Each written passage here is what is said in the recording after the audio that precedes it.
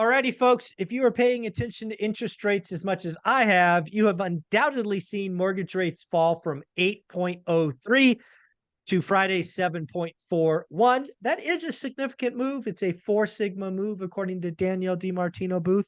So I got to ask, Casey, is that significant drop enough to reignite demand in the craziness in the housing market? What do you think? I think, first of all, it's a huge drop, historically, that half a point plus drops don't happen all the time like that Not in in such a three short period days. of time. No. So it's really big news. It's really big news. But, we're rounding here. 7.5 to 8%, not not a real big excitement, some people probably even know they went to 8%, so they're still thinking 7.5%. And we're in the winter time as well, so we're also in the time where people are on break. You got Thanksgiving coming up and Christmas, and it's just not that big of a price drop. Now, if we were to see another drop like this, come the springtime after February, right, when people's grass is starting to grow and they're like, oh, I can make my yard look nice, I think we should sell this year, and we see rates go down a little bit more, I think that might excite people to, like, maybe now, maybe now's a good time. So I don't think right now is going to be it. Now, I will say, for everybody out there who didn't care about rates and said, you know what, we are going to make offers, like you say, disrespectful offers. We're going to get the good deals regardless of the interest rates. And we're in contract during this period. And we're able to get a way lower rate locked in. I have two students that were in this position that said, oh my gosh, Casey, I was in contract early last week, hadn't locked my rate yet. Rates went down. I'm going to cash flow even more. So it was a very nice surprise for everybody who was in that position to where, because some sellers are more privy to what's happening out there. And if they see rates go down, they think their price is going up. Mm. So if you could already have locked in a contract with a seller, and they're thinking, oh gosh, rates are 8 to 9%, and you've got that locked in, and now rates dropped. Now as a buyer, you can go to your lender and say, hey, rates dropped, and if you'd already locked your rate, a lot of lenders, if it's a 0.5% or more drop, they will relock for you. Yeah. Even if you lock your rate, you can usually get them to do some sort of relock if it's a significant enough change. And that's great for those people that are in that position last week. Yeah. I think there's a couple of things that you brought up. One, the moves in interest rates really all year have been crazy, right? Historically speaking. And I think a lot of home buyers and investors are just burned out. I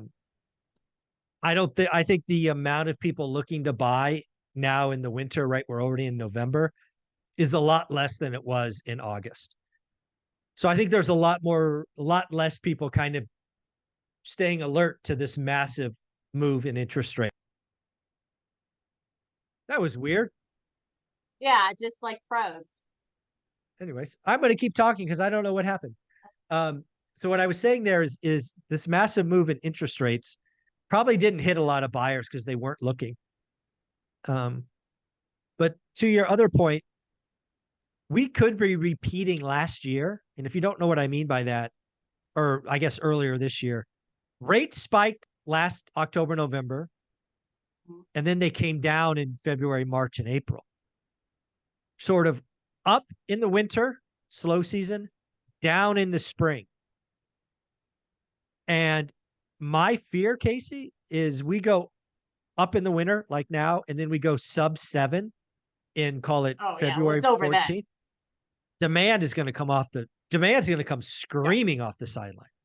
It'll be all over then. I mean, we're going to see just prices go through the roof with the demand. We already have no inventory. There's already hardly any. Now, we're seeing more properties stay on the market, but still, comparatively, there's still way more buyers than sellers.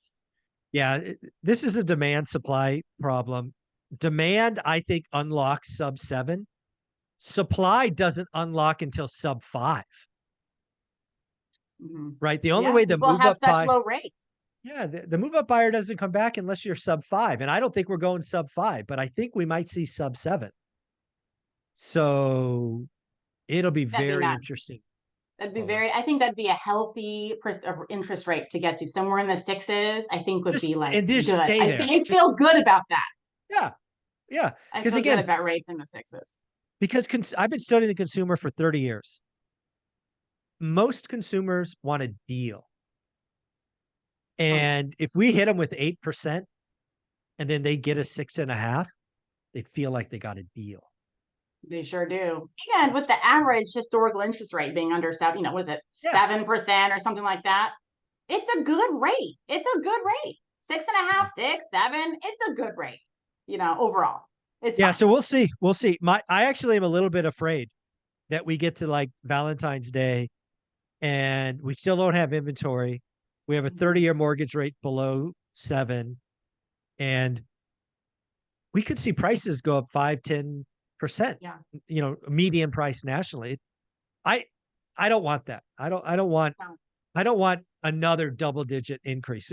This thing gets unhealthy pretty quickly. So, You know but what worries me the most about that, mhm. potentially happening, is the legit unaffordability of housing Oh, prices.